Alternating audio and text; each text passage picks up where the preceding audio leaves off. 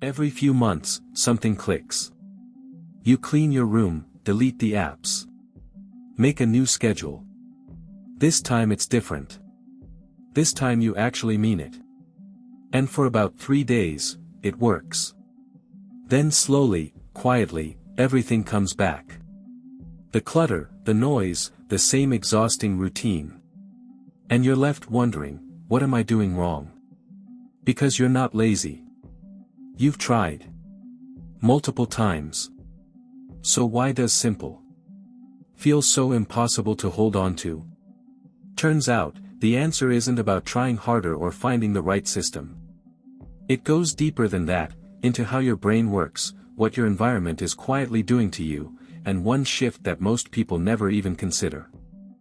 We'll look at why your brain is actually wired to resist simplicity, and why that's not your fault. Then, how the things you own end up owning your attention in ways you never noticed. But here's where it gets interesting. Simplicity isn't about removing things, it's about what you're making room for. And there's one idea at the end that quietly changes how all of this fits together. And that's what we explore here on Book Echo English, ideas that actually make you think differently, not just feel good for a moment. If that's what you're looking for, stick around. Here's something worth sitting with. Every time you've tried to simplify, really tried, it worked for a few days, maybe a week.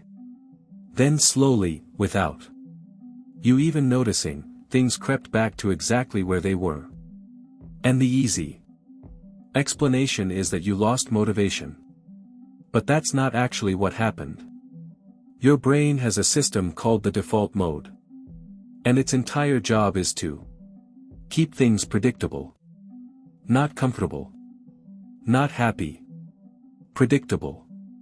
Because, from a survival standpoint, familiar is safe. Unfamiliar is a threat. So when you suddenly remove the clutter, cancel the plans, clear the schedule, your brain doesn't experience that as relief. It experiences it as a gap. And gaps make it nervous. Think about the last time you had a completely free afternoon with nothing to do. No plans, no obligations, nowhere to be. For most people, that feeling lasts about 20 minutes before something kicks in. A restlessness. An urge to check something, do something, fill something. That's not laziness, and it's not a character flaw. That's your brain doing exactly what it was built to do. Resist empty space. And here's where it gets more interesting. The longer you've lived with complexity, the packed schedule, the full room, the constant noise, the more your brain starts treating that as the baseline. So simplicity doesn't just feel unfamiliar. It actually feels wrong. Like something's missing. Like you're forgetting something important. That low-grade anxiety you feel when things get too quiet. That's not a sign that you need more. That's withdrawal. This is why the fresh start always collapses. It's not that the system was bad or the intention wasn't real. It's that you were fighting your own nervous system without knowing it. And you can't outwork a biological default with a to-do list. But here's the thing, knowing this changes how you approach it. Because if the problem isn't discipline, then the solution isn't more discipline either. It's something quieter. Something most people skip entirely because it doesn't feel productive enough. And that starts with understanding what your stuff is actually costing you, not in money, but in something you can't get back. Most people think clutter is just a visual problem. You see a messy desk. You feel a little uncomfortable, you clean it up, problem solved. But clutter isn't just what you see. It's what your brain is doing in the background while you're trying to live your life. Every single object in your space is an open loop. And your brain treats Open loops like unfinished tasks, it keeps a background process running for each one. That pile of papers on the desk isn't just sitting there. It's quietly reminding you that something needs to be done. The gym bag in the corner. The box you meant to return, the shelf you keep meaning to organize, each one is a small, silent drain. Individually, barely noticeable. Collectively, exhausting. There's a reason you feel mentally tired after spending a day at home doing nothing. You weren't doing nothing. Your brain was managing hundreds of these tiny open loops the entire time. Researchers call it cognitive load, the total amount your brain is actively processing at any given moment.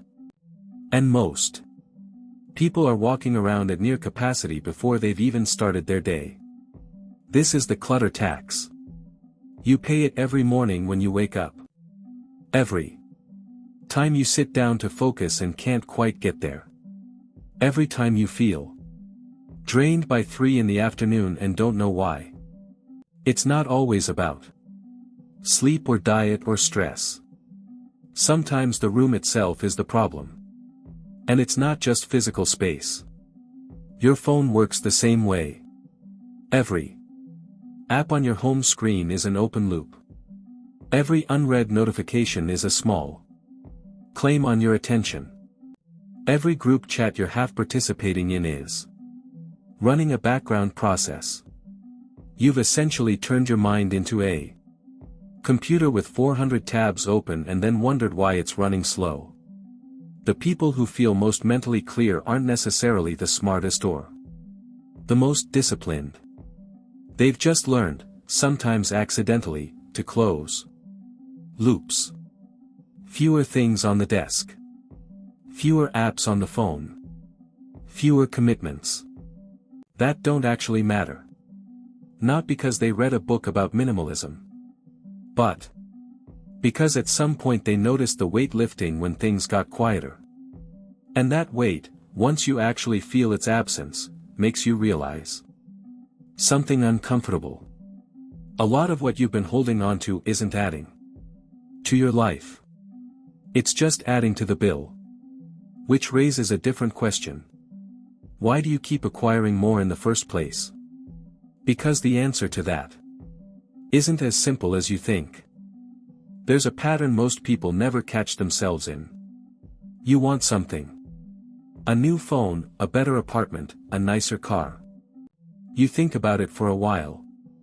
You get it. And for a brief moment, everything feels right. Life feels like it leveled up. Then 2 weeks later, you're back to exactly how you felt before. And almost immediately, something new appears on the horizon. Psychologists have a name for this. Hedonic adaptation. Your brain has a remarkable ability to normalize almost anything. The thing that excited you becomes the new baseline. And once something becomes the baseline, it stops generating any feeling at all. So you need the next thing. Not because you're greedy. Because that's literally how the system works. The car that felt like a dream on day 1 is just your car by month 2. The apartment you were so relieved to finally afford becomes the place you now find too small. The phone you waited 3 months for is already feeling outdated. And the worst part is, you knew this would happen. You've watched it happen before. But the pull toward the next thing feels completely different. Every single time. Fresh. Justified. Necessary. This is what makes the upgrade trap so effective. It doesn't feel like a trap. It feels like progress. Like you're moving forward, improving your life. Making smart decisions. But if every upgrade just resets to a new baseline, you're not actually moving forward. You're running on a treadmill that keeps adjusting its speed. And the economy is built around this. Not as a conspiracy, just as a Natural result of a system that needs you to keep wanting more. Every ad you've ever seen was designed around one idea, that what you currently have isn't quite enough. That the next version is the one that will finally do it. And because hedonic adaptation is so reliable, that message never stops being partially true. There's always a gap between what you have and what you think you need. The people who escape this aren't people who stopped wanting things. They just got honest about the pattern. They noticed that the relief they were chasing was never actually in the thing, it was in the anticipation. The wanting felt good. The having normalized. And once you see that clearly enough, the upgrade starts losing some of its pull. But here's what's strange.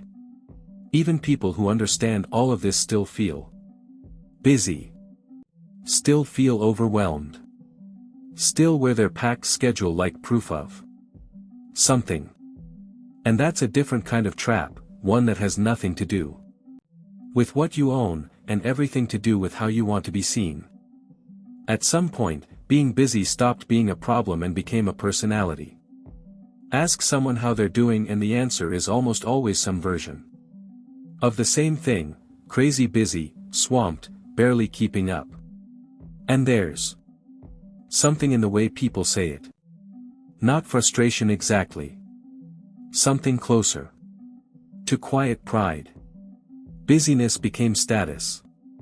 And like most status signals, it happened gradually. Enough that nobody really noticed the shift. There was a time when leisure was the goal, having enough, doing enough, and then resting. But somewhere along the way the signal flipped. Now the person with the packed calendar is perceived as important, valuable, needed. And the person with open afternoons has to justify themselves. So people fill the space. Not always because they need to. Sometimes just because empty time feels suspicious. Like you're falling behind. Like everyone else is moving and you're standing still. A free Saturday starts to feel less like rest and more like a gap in your productivity. And so you fill it with plans, errands, side projects, obligations that weren't really necessary, but felt like the responsible thing to do. And this is where it gets personal. Because busyness isn't just a social performance. For a lot of people it's also protection. When your schedule is full, you don't have to sit with yourself.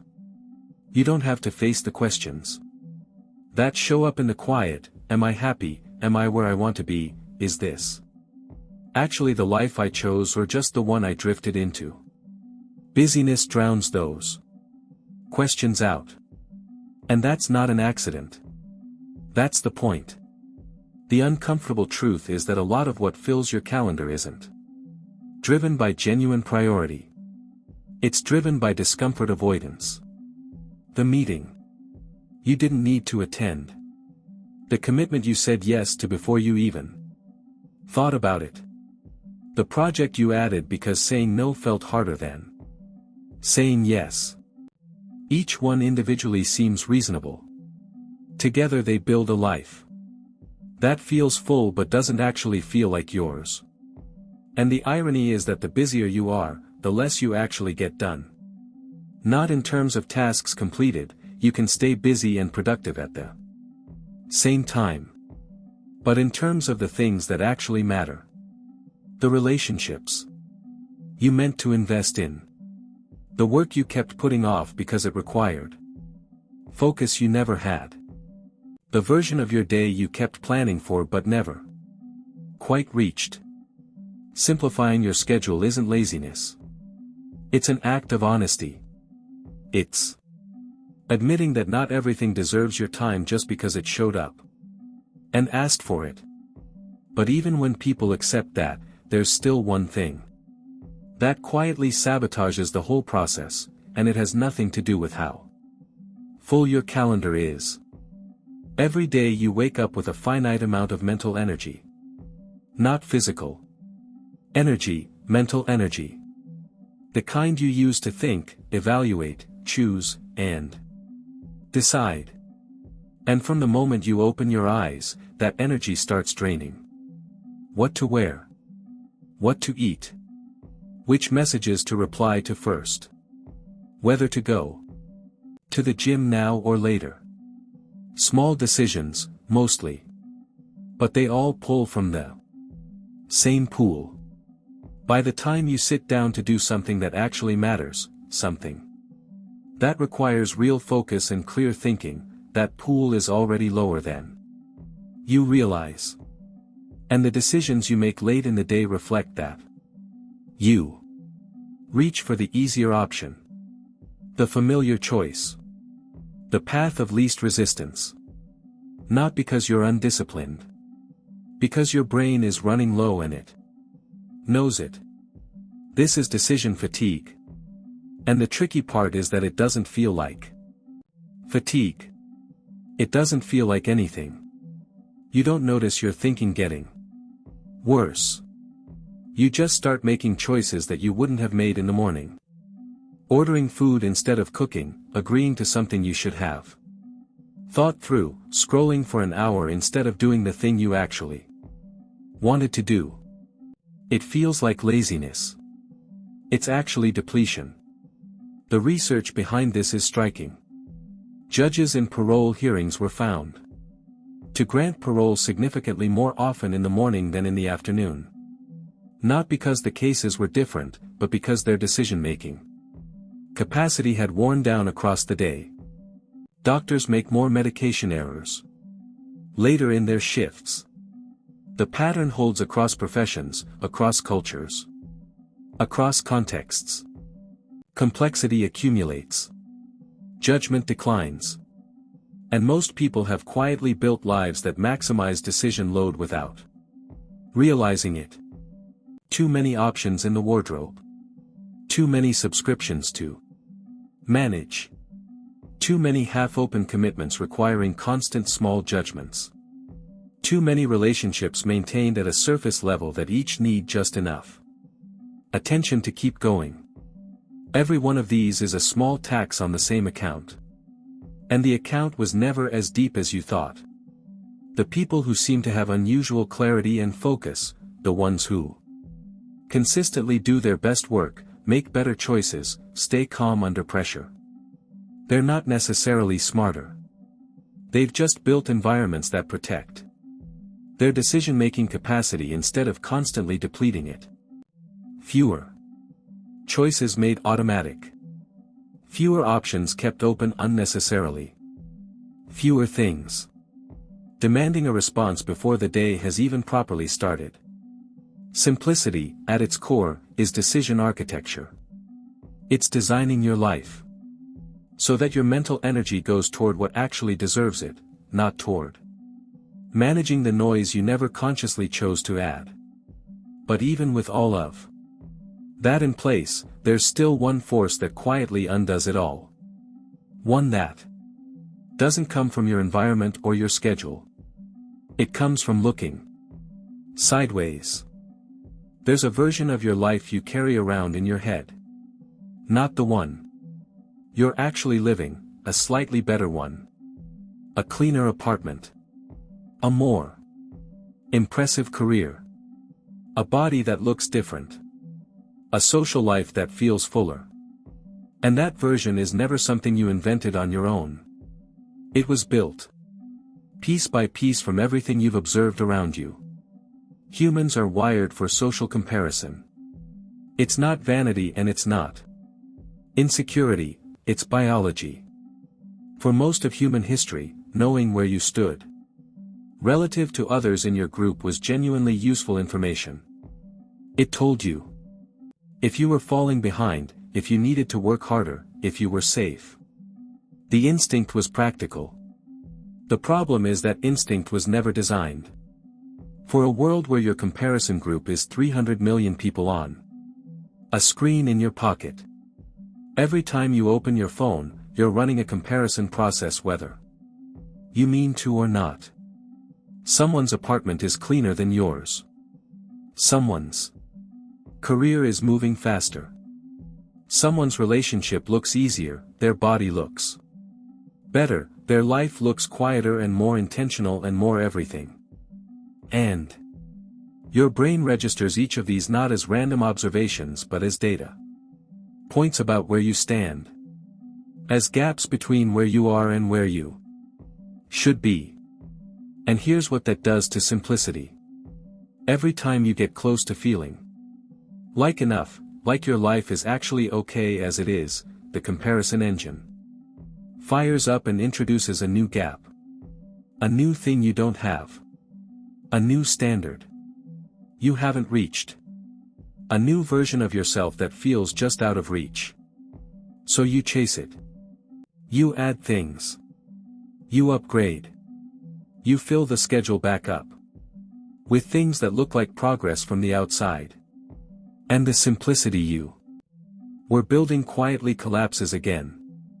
This is why people who go on digital detoxes often describe the first few days as deeply uncomfortable, almost anxious, and then suddenly, strangely calm.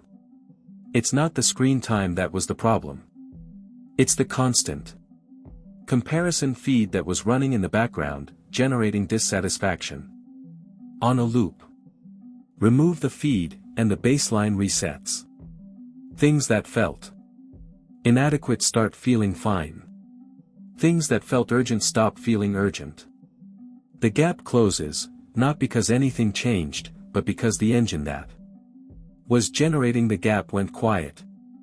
The comparison engine doesn't just steal your contentment. It steals your direction. Because when you're constantly measuring your life against someone else's highlight reel, you stop asking what you actually want and start asking what you're supposed to want.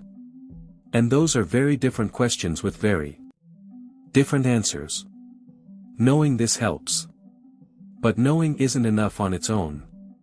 Because even when you pull back from comparison, even when you protect your mental energy and clear your space and simplify your schedule, most people still don't know how to actually do less. They know they should. They just don't know how. And it turns out, subtraction is a skill. One almost nobody teaches you. Nobody teaches you how to remove things. From the time you're young, everything around you is oriented toward addition. Learn more. Earn more. Do more. Acquire more. Addition feels like movement. It feels like progress. Subtraction feels like giving up. Like settling. Like you're falling behind. While everyone else keeps building. So even when you intellectually know that less would serve you better, the act of actually removing something feels wrong in a way that's hard to explain. But subtraction is a skill.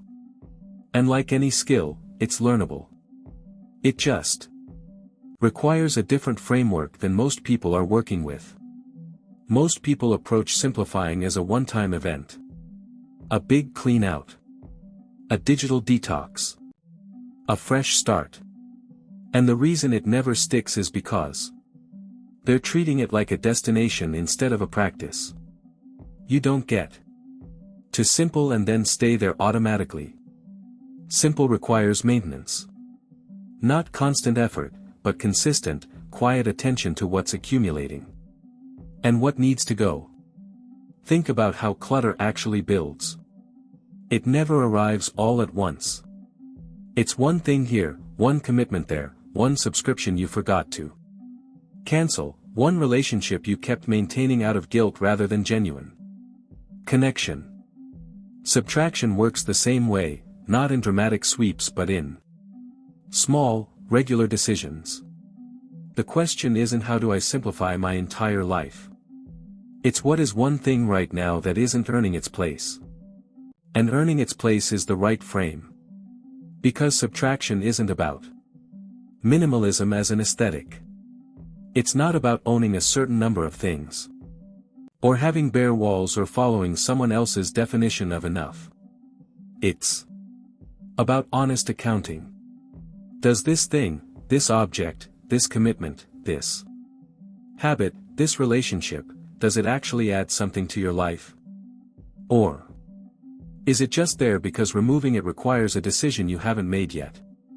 Most clutter, physical, mental, emotional, exists not because people chose it but because they never chose to remove it. There's a difference. Addition is usually active. Subtraction requires intention. And that intention is what most people skip, not out of laziness, but because nobody framed it as something worth developing.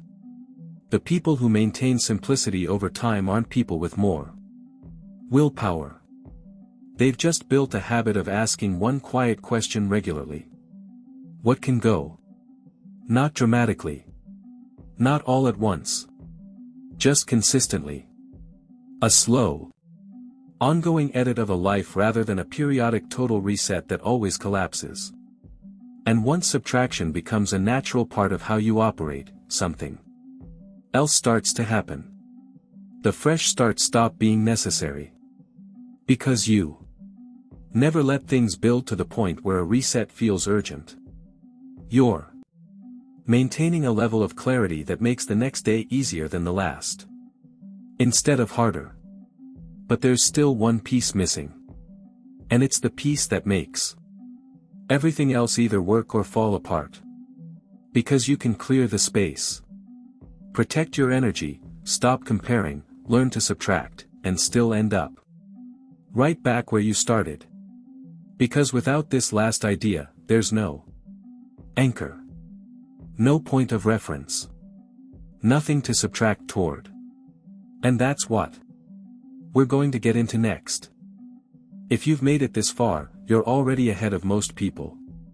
Because everything we've covered, the way your brain resists simplicity, the clutter tax, the upgrade trap, the busyness identity, decision fatigue, the comparison engine, subtraction as a skill, all of it has one thing underneath it. One question that most people never actually answer. And without an answer, none of the rest of it holds. The question is simple. How much is enough? Not philosophically. Not abstractly. Concretely. For your life. Your energy. Your space. Your time. What does enough actually look like? Most people have never defined it. And that's not an accident. Every system around you benefits from you never answering that question. Because a person who knows what enough looks like is very hard to sell to. Very hard to keep running. Very hard to keep dissatisfied. So the question never gets asked directly. It just stays open. And an open question pulls you forward. Indefinitely, always one more thing away from the finish line that was never drawn. This is the enough point. And defining it is the anchor that makes everything else in this video actually work. Here's how it works in practice. Take any area of your life, your home, your income, your social commitments, your digital life. Instead of asking, how do I get more, ask what would genuinely feel like enough. Not what looks impressive. Not what matches someone else's standard. What would actually feel settled, calm, complete. And then notice how uncomfortable that question is. Because for most people, it is uncomfortable. Because enough feels like a ceiling. Like you're limiting yourself. Like you're giving up on growth. But that discomfort is exactly the comparison engine and the upgrade trap doing their job. Enough isn't a ceiling. It's a foundation. It's the point from which you actually start living instead of perpetually preparing to live. The difference between people who maintain simplicity and people who keep cycling through fresh starts isn't discipline or motivation or the right productivity system. It's that one group has a reference point and the other doesn't. When you know what enough looks like, subtraction becomes easy. Because you know what you're subtracting toward. The comparison engine loses power, because you're no longer measuring against an undefined standard. Decision fatigue drops, because a surprising number of decisions answer themselves once you know what you're optimizing for. Defining your enough point doesn't require a dramatic life audit. It starts with one honest conversation with yourself. Pick one area, just one. Your physical space, your schedule, your finances, your phone. And ask, what would genuinely feel like enough here? Not perfect. Not minimal. Just enough. Write it down if it helps. Make it specific. A number, a feeling, a clear image of what settled actually looks like for you. And then use that as your reference point every time something new asks for your attention, your money, your time, or your space. Does this move me toward enough or away from it?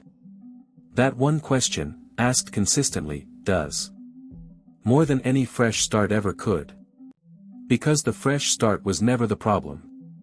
You just didn't know where you were starting toward. What this video really came down to is one idea: simplicity isn't a destination you reach, it's a clarity you build. Your brain resists it because familiar feels safe, even when familiar is exhausting. The things around you silently drain your attention whether you notice them or not. The upgrades never deliver what you expected because the feeling was never in the thing. Busyness fills the space that discomfort would otherwise occupy. Too many choices wear down your ability to make good ones. And comparison keeps moving the finish line before you ever get close. But underneath all of it is one question you were never asked to answer. What is enough for you? Not in theory. In practice. In your actual life. So here's something worth trying before tomorrow. Pick one thing, one object, one commitment, one app, one obligation, that isn't earning its place anymore. And let it go. Not as a fresh start. Just as a first honest edit. And that question, what is enough, has a quieter side to it. Because sometimes what's making your life heavy isn't the clutter on your desk or the apps on your phone. Sometimes it's something you've been carrying inside for a long time. A grudge. A version of yourself you can't stop replaying. Something that happened that you haven't fully put down yet. That's where the next video begins. It's called The Art of Letting Go. And it gets into something most simplicity conversations never touch. Not what to remove from your space, but what to release from inside. If this video resonated with you, that one will hit differently. And if you want to keep thinking this clearly, subscribe. Not as a habit. As a choice you're making for yourself.